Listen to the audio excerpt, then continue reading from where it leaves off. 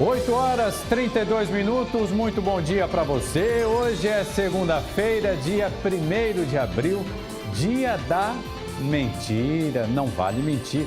E outra coisa, não relacione com fake news, pelo amor de Deus, que fique apenas e somente no âmbito da brincadeira saudável, salutar. Excelente semana para você que chega agora até a telinha da TV Mar.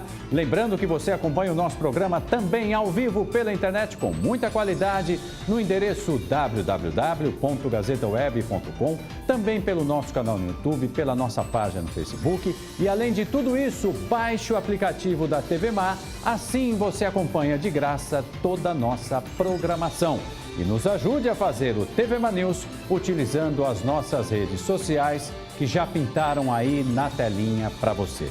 8 horas 33 minutos, vamos ver como é que está o tempo na manhã desta segunda-feira, nas imagens do não mentiroso Márcio Andrei, que está feliz da vida porque o CSA avançou na Copa do Nordeste e o CRB também. Parabéns a Alagoas, parabéns a você que chega agora à telinha da TV Mar. Muitas nuvens no céu, 8 horas 34 minutos, mas é outono e o calor não diminui. 28 graus nesse momento, já já a mamãe do ano, Polane Santos, chega com a previsão do tempo. E o TV Mar News é um oferecimento Apivida, saúde e odontologia, 25 anos de história. Olha, nós começamos o programa trazendo uma notícia de agora a pouco, já que um protesto causou muita dor de cabeça. Nós temos a foto aqui do protesto. Mauro, eu não estou sabendo de nada. O que é esse protesto? É o seguinte, a Prefeitura de Maceió determinou que a partir de agora os ônibus intermunicipais, leia-se vans, não poderão mais chegar ao centro da capital. Eita, confusão! O prefeito de Rio Largo já se manifestou e disse que é totalmente contra esse absurdo. O prefeito de Maceió está dizendo, gente, os passageiros que vêm da região metropolitana para a capital terão ônibus de graça para chegar até o centro. O que o prefeito de Maceió quer coibir? O transporte feito por outras empresas dentro do município de Maceió. Por quê? Porque perde renda, diminui o número de passageiros. A conta é essa, o retrato é esse. É claro que nós vamos acompanhar tudo isso e vamos trazer todos os detalhes para vocês. E quem também não perde o fio da meada e hoje está mais bonito do que ontem é o repórter Videl Araújo, que está ao vivo ao lado do nosso também lindíssimo, né? Chico Nogueira, os dois que fazem a dupla dinâmica nesta semana. Bom dia para vocês.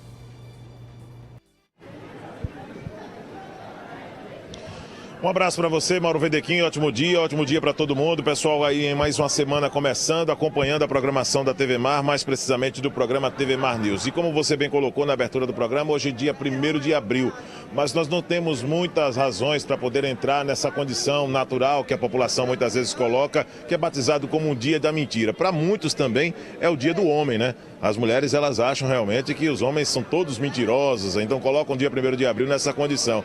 Bom, nós estamos aqui no IFAL, no centro de Maceió, para trazer informações, até porque neste dia 1º de abril será concentrado aí o ato contra a ditadura. Nós vamos conversar a respeito desse assunto. É essa a ideia do ato, que inclusive vai ser Ditadura Nunca Mais, está sendo denominada, para denunciar os crimes cometidos pela ditadura militar, defender as liberdades democráticas e condenar a atitude do presidente Jair Bolsonaro de comemorar o golpe militar. Partidos políticos de esquerda de Alagoas estão convocando para a manifestação Ditadura Nunca Mais, que está prevista para hoje, nesta segunda-feira, dia 1º, às 3 da tarde, em frente ao antigo Produban, no centro de Maceió. Nós vamos conversar a respeito desse assunto com o professor Magno Francisco, que é um dos defensores da causa e que explica pra gente. É uma movimentação nacional, ontem muitas cidades do país participaram desse ato e Alagoas ficou para hoje. A estimativa, a presença de pessoas para o ato desta tarde. Bom dia. Bom dia. A estimativa é que a gente reúna aí entre 100 a 150 pessoas nessa manifestação. E o mais importante é que a gente dialogue com a sociedade sobre um tema tão importante para a nossa história. eu penso que o Brasil precisa fazer um acerto de contas com esse período, né? Nós vivemos um processo de ditadura, não apenas no Brasil, mas em vários países da América Latina, mas na Argentina, no Chile, no Uruguai. Os agentes, os torturadores, os generais, os militares que se envolveram nessas ditaduras, todos foram julgados e já, em grande parte, estão sendo punidos, né? Muitos, inclusive, atrás das grades. Nós pensamos que no Brasil, quem cometeu crime durante a ditadura militar deve exatamente passar pelo mesmo processo. Então nós não temos nenhum motivo para comemorar o golpe militar de 1964, muito pelo contrário, temos que combatê-lo de maneira veemente. E é por isso que nós condenamos a atitude do presidente Jair Bolsonaro em recomendar que os quartéis celebrem essa data. Nós pensamos que essa atitude diz respeito à democracia, a qualquer coisa que se refira às liberdades democráticas, né? O que a gente teve nesse período foram prisões, exílio, assassinatos, tortura, falta de liberdade em todos os aspectos, a censura à imprensa, e nós não queremos que nenhum desses momentos sejam novamente vivenciados pela população brasileira. Por isso nós condenamos e convocamos a sociedade hoje a dizer ditadura nunca mais. Agora, professor Magno, nós esperávamos, diante de tantos elementos que você trouxe, provocados pela ditadura, um envolvimento maior da sociedade. Está dentro do esperado para o ato aqui em Alagoas, ou você espera que a população venha se envolver mais e entender um pouco mais do que foi 1964, por exemplo? Eu acho que é uma disputa de narrativa na sociedade, especialmente nesse último período, né? Muitos se vêm colocando que não foi golpe, que não teve ditadura. Eu acho que em muitos aspectos, né, esse processo acaba levando a uma grande confusão por parte da população. Então o ato de hoje tem como objetivo exatamente dialogar com o povo, discutir exatamente o que foi a ditadura militar, quer dizer, os danos que levou para o Brasil durante esse período.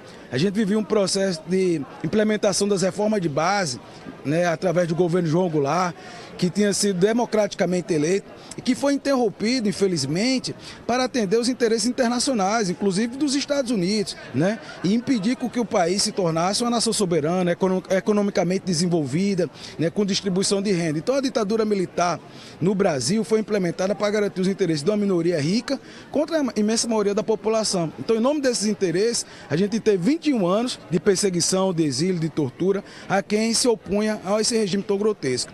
Agora, da nossa parte, nós inclusive chegamos a não nos surpreender com essa postura do presidente Jair Bolsonaro. Infelizmente, ele já se declarou, inclusive, fã de um dos piores agentes da ditadura, que era o coronel Brilhante Ustra, marcado por ser torturador e assassino.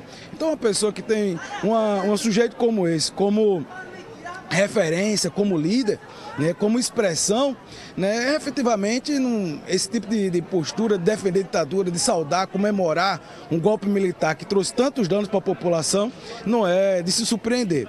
Mas assim, esse diálogo, acho que de maneira permanente, trará inevitavelmente uma participação maior da população. Certo? Essa é uma batalha constante, dia a dia. Nós temos que exigir, na verdade, né, que inclusive essas apurações que foram feitas pela Comissão Nacional da Verdade, né, que entregou um relatório ainda em dezembro de 2014, sejam levados a cabo, né, para que esse acerto de contas com a história seja feito. Na medida que a gente fizer isso, certamente mais pessoas vão se envolver e saber que esse período de ditadura militar não pode jamais se repetir. Agora, Magno, é importante também até dizer que nessa condição do que está sendo colocada, principalmente com a participação da sociedade, em que eu volto a dizer, muitas pessoas que passaram e que sofreram isso, familiares ainda sentem a dor, principalmente de ter vivido a época da ditadura. Com certeza, né? E aqui em Alagoas, a gente proporcionalmente teve muitos filhos e filhas assassinados pela ditadura. Nós temos, por exemplo, Jaime Miranda, Manuel Lisboa, Gastônio Beltrão, Odígia de Carvalho, Manuel Feofilho, a lista é grande. Sem contar os que foram presos, que foram perseguidos, que tiveram que sair do país, né? As atitudes repressivas contra a imprensa. Então, assim, esses crimes que foram cometidos, inclusive grande parte deles, já foram elucidados, mas faltam os responsáveis serem punidos. E outros crimes, como por exemplo o caso do Jaime Miranda, é um desaparecido político que até hoje a família sequer teve o direito de enterrar seus corpos. Então a gente acha que esse processo não pode jamais acontecer. E, na verdade, essa dor sentida pelas famílias durante esse período que foram vítimas da ditadura, quando você tem um ato de comemoração, no final das contas é como se você estivesse celebrando a morte. É como se você estivesse celebrando, quer dizer, que todos esses crimes fossem, porventura, coisas a serem referendadas como positivas na sociedade.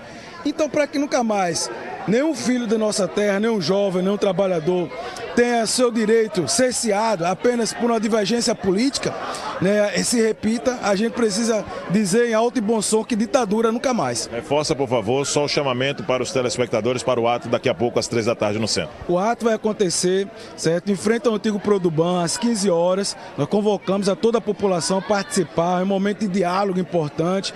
Além, como você fez referência, dos partidos de esquerda, né, que historicamente sempre tiveram, né, ao lado dos direitos humanos, das liberdades democráticas. Nós vamos ter também a participação de juristas, de líderes religiosos, né, de pessoas que representam associações comunitárias, lideranças sindicais, para dialogar com a população e esclarecer que esse período, né, foi um período nefasto, um período, né, que efetivamente representou a inexistência de qualquer tipo de liberdade. Então, em nome da democracia, em nome do direito de expressão, da divergência e, inclusive, da vida humana e da dignidade humana, nós queremos convocar a população a participar hoje, 15 horas, no centro da cidade, dessa manifestação. Uma última colocação, professor Magno, até para dar continuidade ao Mauro Wedekind lá no comando do programa. Você como professor hoje, como é que tem sido, até em termos de curiosidade, o nível mesmo de conhecimento dos alunos dessa realidade do que foi 1964, como tem sido a resposta? Os alunos têm demonstrado interesse também em conhecer um pouco mais a história do país? Realmente esse interesse tem crescido, né? Isso é uma questão importante, especialmente pelo debate que vem se tornando cada vez mais acalorado. E o que a gente identifica é que na educação brasileira, esse período da história é sempre pouco tratado, né? Nos livros que chegam no ensino médio, no ensino fundamental, esse período ele acaba sendo um pouco esquecido. E não é do acaso, né? Porque é uma ferida difícil de tratar, né? E como a gente ainda não fez, de fato, esse acerto de contas com a nossa história, isso acaba se expressando no processo educativo. Mas, assim, gradativamente, nós temos acompanhado o interesse crescente dos estudantes nesse tema e a compreensão de que, de fato, esse é um momento da história que precisa ser não apenas compreendido, mas repudiado. Então, assim, nas escolas, eu percebo que os estudantes têm se colocado de maneira muito predominante, favorável à liberdade e à não repetição desse período. Muito obrigado, então, ao professor Magno Francisco. Mauro Wedekind, olha só, acho que a palavra que o Magno utilizou foi muito importante, o acerto de contas com a nossa história, não é? E esse ato, às 3h, vai tentar fazer com que a sociedade possa conhecer um pouco mais, entendendo a liberdade que existe para a apresentação do ponto de vista de cada um e dentro dessa condição ideológica que se defende a justiça, no final das contas, o que é justo no final das contas, vale a pena ao nosso telespectador acompanhar, conferir a partir das 3h no centro de Maceió esse ato contra a ditadura militar que será realizado aqui em Alagoas. Imagens de Chico Nogueira, daqui a pouco eu volto na sequência do TV Mar News com outras informações. É com você. Tá aí, muitíssimo obrigado ao nosso querido Vidal Araújo, que volta já já ao vivo de outro ponto da nossa capital. Já são 8h45 e amanhã, dia 2 de abril, é o Dia Mundial de Conscientização do Autismo. E para falar mais sobre essa data tão importante, eu recebo aqui com muito prazer ela que é professora do IFAO e também presidente voluntária da AMA, Associação de Amigos do Autista. Mônica, é um prazer imenso recebê-la, ainda mais para falar de algo tão importante. Eu acho que é importante a gente iniciar essa conversa, esse bate-papo, fazendo um esclarecimento do que é de fato o autismo. E nessa camiseta a gente vê que é um mundo só, né? É o mundo de todos nós. Muito bom dia. Bom dia, Mauro. Obrigada pelo espaço, pela oportunidade. Bom dia a todos os telespectadores. Na verdade, o que a gente quer é exatamente isso, mostrar que o mundo do autista, né, não é aquele outro mundo que se estigmatiza por aí. Não é o mundo diferente, né? Às vezes as pessoas dizem, você está no outro mundo, você é autista, né? Mas o mundo do autista é o nosso mundo e nós precisamos conhecer e adaptar para que a pessoa com autismo possa ter, de fato, essa inserção, né? Essa inclusão neste mundo real que nós vivemos. O autismo é uma síndrome que a gente já tem uma evolução aí de estatísticas e já atinge uma pessoa a cada 100. Lá nos Estados Unidos a estatística já está de 1 para cada 50. Né? Então, a gente tem uma população expressiva, sem dúvida, né? Com essa síndrome do autismo, que pelo DSM-5 afeta duas áreas principais do indivíduo, que é a parte da comunicação, tá? E a parte da interação social. Então, na comunicação, a pessoa com autismo pode ter desde ausência da fala, que é o considerado casos mais graves, até casos de ecolalia, que é repetição daquilo que você diz, e casos de linguagem normal, como uma pessoa, né, típica. Então, nós temos, como o autismo é um espectro que vai do severo, moderado ao leve, né? Então, a comunicação é afetada mais ou menos de acordo com essa questão do espectro. E a questão da interação social, por isso que se diz, o autista vive no mundo dele. Porque a interação social é um aspecto muito difícil para a pessoa com autismo. É um aspecto que requer muito treino, muita adaptação, porque muitas vezes eles não entendem os sinais do ambiente, os sinais que as outras pessoas estão passando, né? Se estão interessadas na conversa deles ou não, se estão animadas com o comportamento que ele está fazendo ou não, né? Então, e também para entendimento a partir do que o ambiente propõe para ele fazer.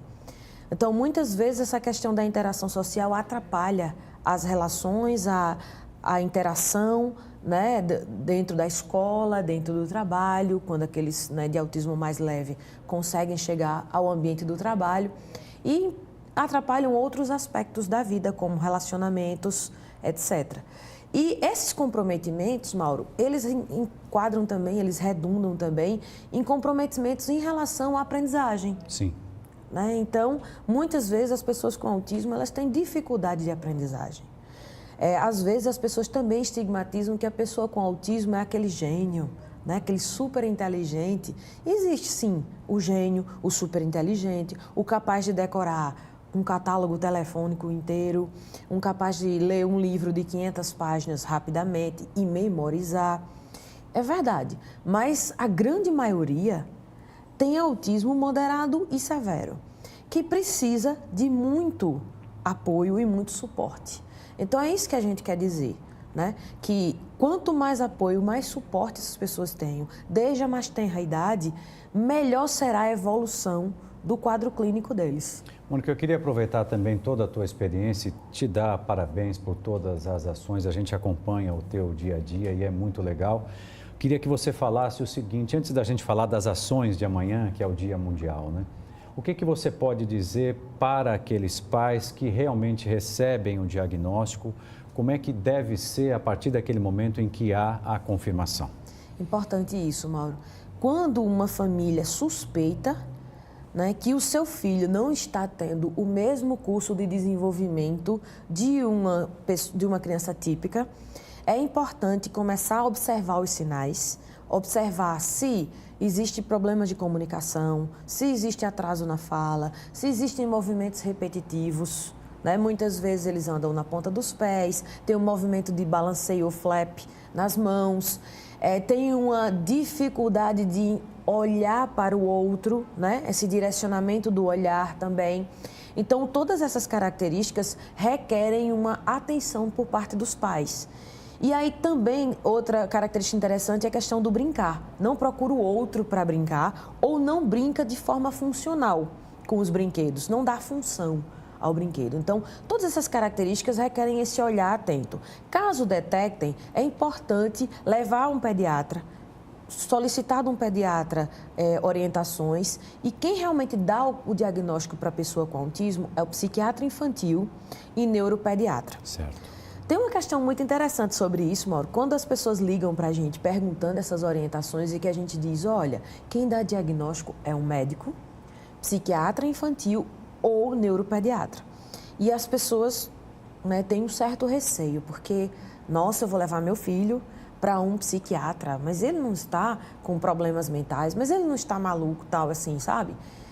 E eu digo, mas minha gente, o médico é quem tem a responsabilidade de dar um diagnóstico. Não é um terapeuta que vai dar um diagnóstico. Não é um psicólogo. O psicólogo confirma o diagnóstico e orienta o tratamento, né? Não é um fonoaudiólogo, não é um terapeuta ocupacional que vai dar um diagnóstico. É um médico. E a partir do diagnóstico médico, as pessoas começam, né, a trilhar pelo tratamento, né, pelos passos do tratamento, que é multidisciplinar. Então, é importante que a família ela esteja atenta aos sinais e que nos procure para orientação, se não souber, mas que procure médicos especializados. Mônica, vamos falar então do dia 2 das ações. Parece que tem até aplicativo que você também ajudou a desenvolver. Queria que você falasse tudo isso para a gente. Isso. As ações do dia 2 de abril, amanhã, nós estaremos no Parque Shopping.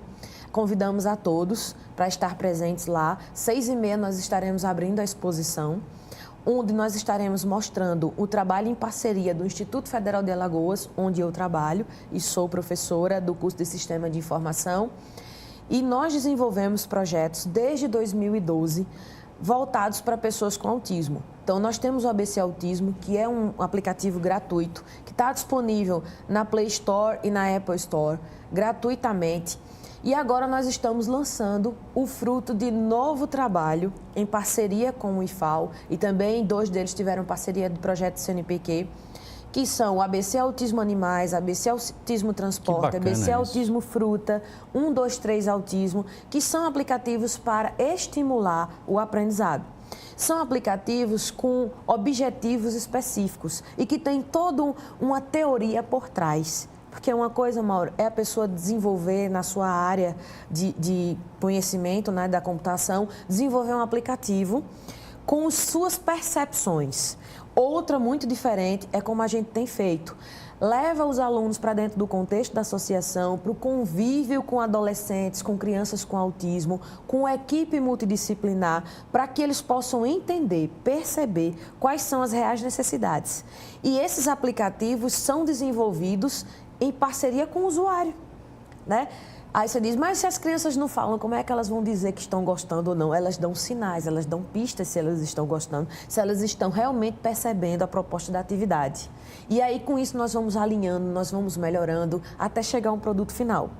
Modéstia à parte, ficaram lindos os aplicativos. Imagina. E nos totens que vão estar disponíveis lá no Parque Shopping, vocês vão poder ver algumas telas desses aplicativos, né, que estão disponíveis já na Play Store e em breve, essa semana, eu acho que ainda, vão estar na Apple Store também, disponíveis para download. Esses vão estar disponíveis por $1, pelo preço de $1, R$3,80 mais ou menos, e essa renda será revertida para a Associação de Amigos do Autista de Alagoas. Para as ações da associação. E é importante saber que esses aplicativos, eles não são especificamente, não atendem só as pessoas com autismo. Pessoas com síndrome de Down, com paralisia cerebral, pessoas com deficiência intelectual, podem usar esses aplicativos. Os professores, as pessoas que fazem tratamento com pessoas com autismo podem usar. Os pais podem baixar para que as crianças possam utilizar em casa e aprender pela repetição, por fazer várias vezes. É um aplicativo que realmente prende atenção, né? E crianças típicas podem utilizar? Sim, também podem utilizar. Você tem uma criança de 2 anos, 3 anos, 4 anos em sua casa e ela gosta de aplicativos, gosta de ferramentas tecnológicas, coloca para aprender brincando. Tudo isso a partir das 6h30 amanhã no Parque Shopping. 6h30. Além e também, Fique à vontade. E também teremos, as palestras, Mauro.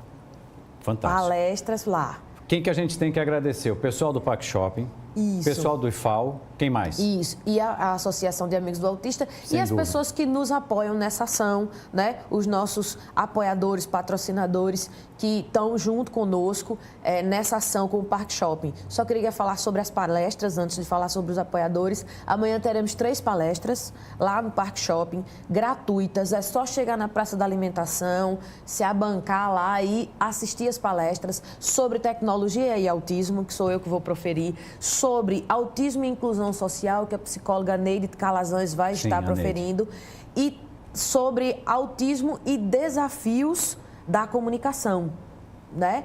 Então, que a fonoaudióloga Tabata Martins vai estar proferindo. Nós vamos estar com essas 3 palestras. Antes disso, o shopping vai estar nos brindando com uma surpresa, são músicas especiais, mostrando, né, todo esse amor, todo esse envolvimento com a causa do autismo.